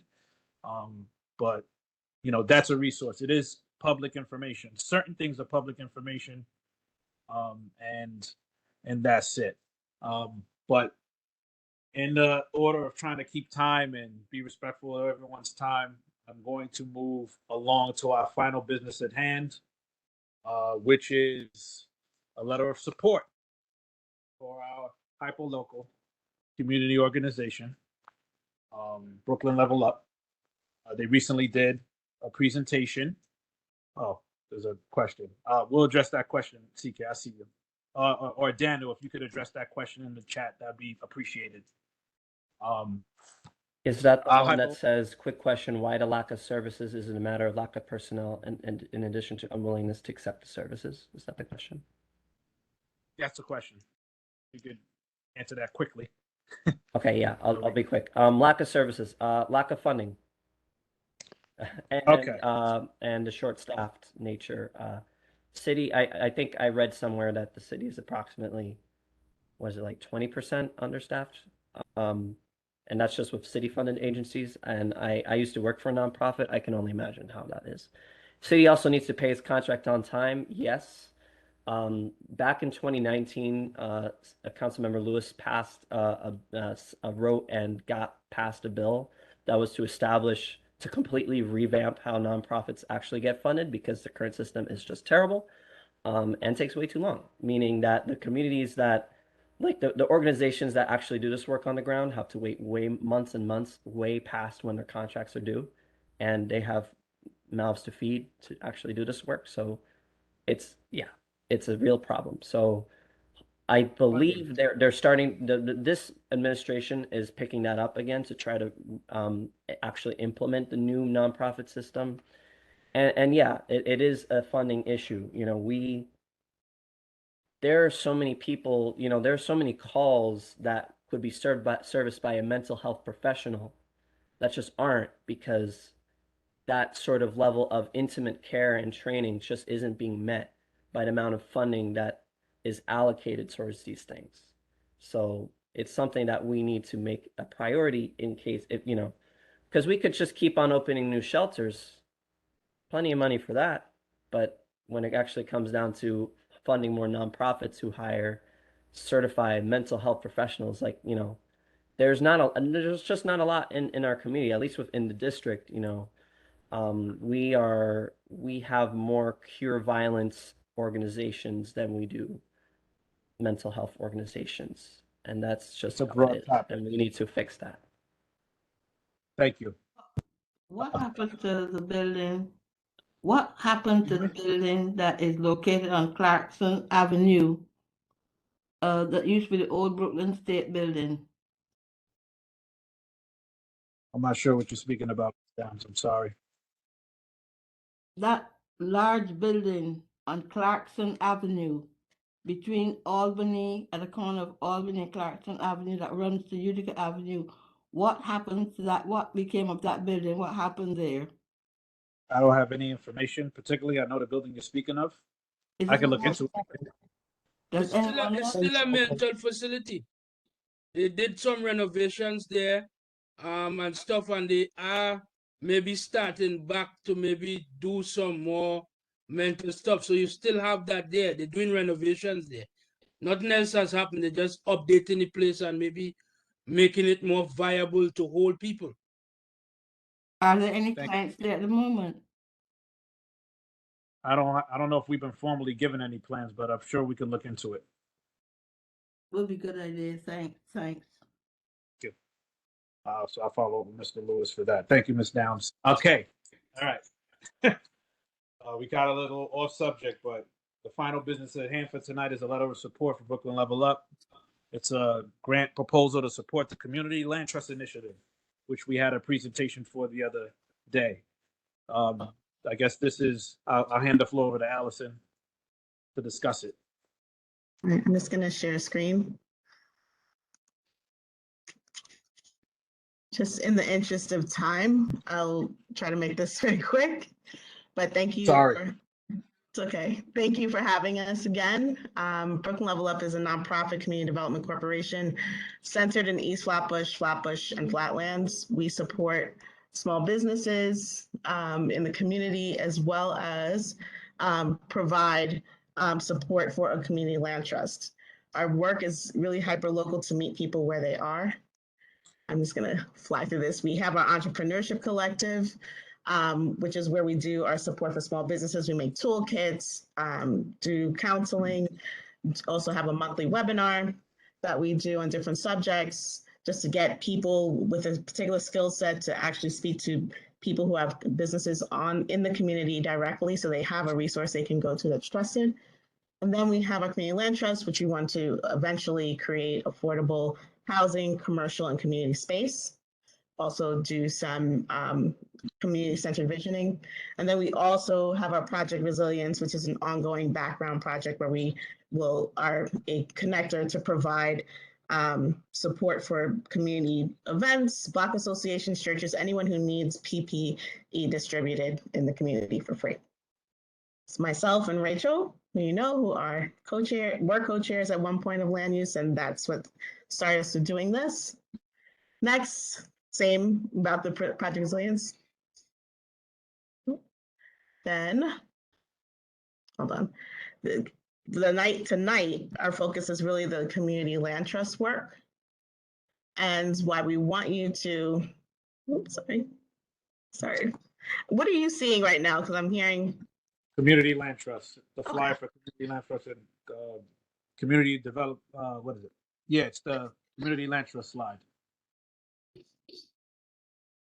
Okay, I guess, so what we're doing, what we're focused on right now is working on the Community Land Trust, which would help to provide affordable spaces in the community, address how we could use space to provide programming that people actually need and want, and that's really community centered.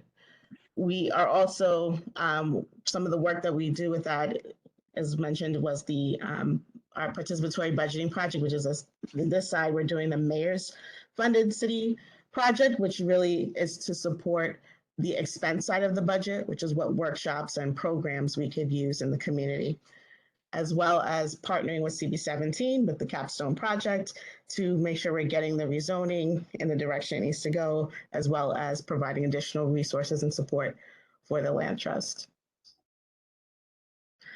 When we have that operating fully, this is the stuff that we'll be doing, which is providing education and advocacy.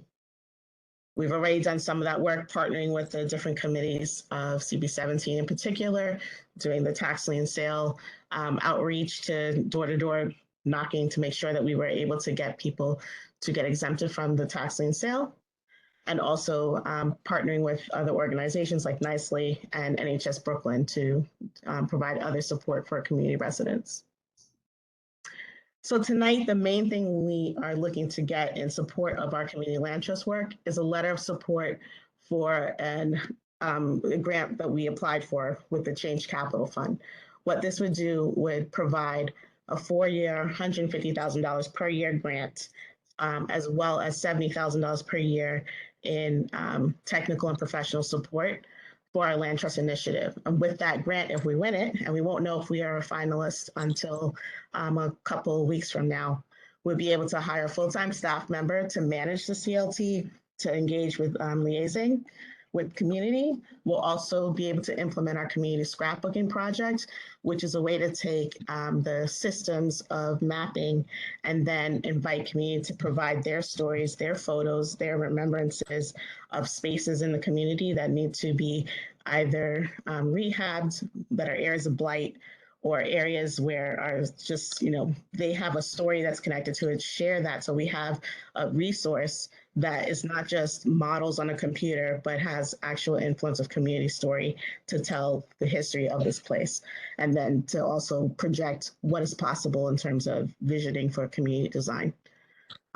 Also engage with some site analysis that we need to have done, and to build multiple databases of, again, like the history of the place, looking at automotive sites that could be repurposed for, let's say, basically, environmental new uses that could be made up, or tech hubs, anything, spaces that we can re-envision for the future of this community.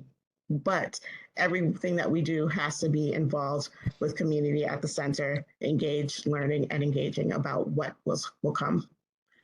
We also want to research and start to build a community REIT so we can have some community buy-in, so that when we're thinking about places that could be purchased and acquired by the land trust, we also have this other arm of it, which creates the financing to support it, and also a way to create an investment vehicle that's community driven, so that we can then not always have to go to the city or to the state or any other governmental resource for funding for the projects that we want, but we're able to generate our own income by investing.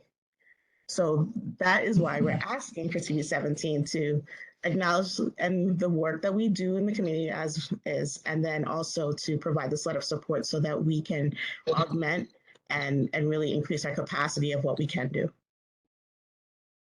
And I'll keep it just a reminder, if you're available, this is part of the land trust work in terms of educating. We have our participatory budgeting event this Saturday, on October 8th from 1:30 to 4 at Wyckoff House Museum. It may be cold outside, and if so, we will be able to shift indoors, but there'll be food and definitely a lot of good community discussion about what projects and workshops we'd like to see. And if you can't make it on this upcoming Saturday, the following Saturday, 10:15 from 4 to 6:30, we'll have another community idea creation session at St. Augustine's Episcopal Church. So we're also partnering with CB17 so that the capital needs assessment for the budget side of CB17's work that's going on right now, we'll be able to get community ideas for that as well at the same time, especially because the board has to vote on it by October 19th. So we're hoping that board members and basically encourage everyone to attend these events so that we can actually be involved in what it is that we want to see in the community going forward. And that's it. If you want to connect with us, these are the ways you can do it. Okay. Full disclosure, we had our executive meeting a Monday early because of the Columbus holiday. So judging by your date, should we get clearance, or should we vote to clear this letter tonight? I would have to bring it to the floor as a special order of business, just so you know, so that you could have it in time for your submittal date. Thank you. At this time, I want to open up the floor for questions. Are there any questions? Sorry, I can't really see. Alexandra, is your hand still raised from prior? Osni, your hand still raised? Right? No questions. See, you did good. You did a good thing 2 weeks ago, or 2 meetings ago. Took care. All right. So now we want to could somebody bring a motion to the floor? Lewis, committee member, board member, I bring a motion to the floor to give the letter of support and all necessary support to Brooklyn Level Up. Joan Erskine, I second the motion. Motion has been moved and seconded. We open up for discussion. Any discussion? I think we passed that point, but it's a formality. I was told I had to do it. Any discussion? Going once? Going twice? Thank you. Only discussion. Amazing initiative. Pause for 1 second. I think we have to have a different person second, because technically, conflict of interest, and Dale Dawes are board members of Brooklyn Level Up. Oh, very good. That's why All I've right. been saying Let's it. restart. But I support you. All right. Thank So you. that's gonna have to, I would think that officially that motion would need to be killed then. And I would need Osni to restate the motion, please. All right. Osni Lewis, board member, committee member, I raise the motion to give the letter of support to Brooklyn Level Up. Yeah, so Hi, Marguerite, seconds it. I'm going to leave you shortly unless you want me. The motion has been moved and properly seconded. Thank you. But what I'm saying, don't worry about the tardiness of other Ms. people. Downs. Ms. Downs is okay. We open up the floor for discussion. Seeing and hearing none. Any discussions on the matter? We move to a vote. All in favor of supporting the letter of support for Brooklyn Level Up Community Land Trust Initiative funding, say aye. Aye. Aye. Aye. Aye. Aye.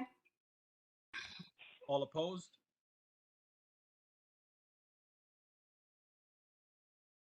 Any abstentions?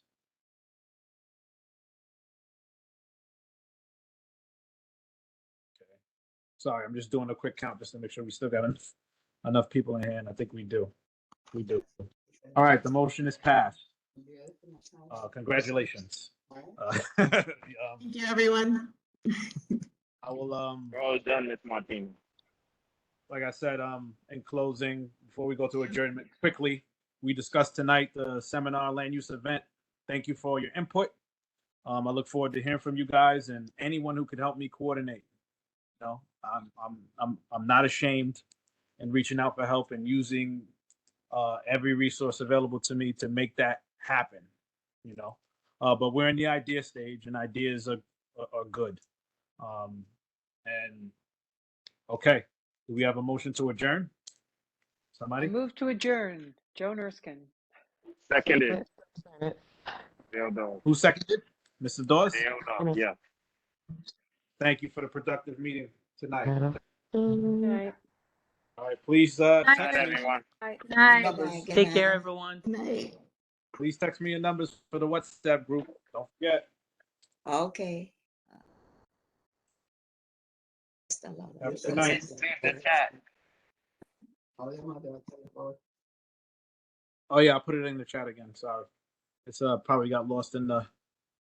No, I also said save the chat. How do you save? I think I'm not the host. I think Miss Frazier would have to do that. For me to do that,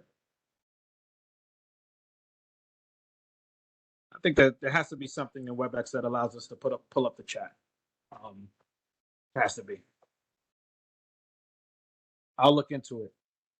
And yeah, Mr. Price, you could contact me on the side. I think you still have my number. If you don't, email me and I'll give it to you, and I'll fill you in on what the meeting's adjourned. Sorry. I'll fill you into what we discuss. All right. Have a good night, everyone. Good night.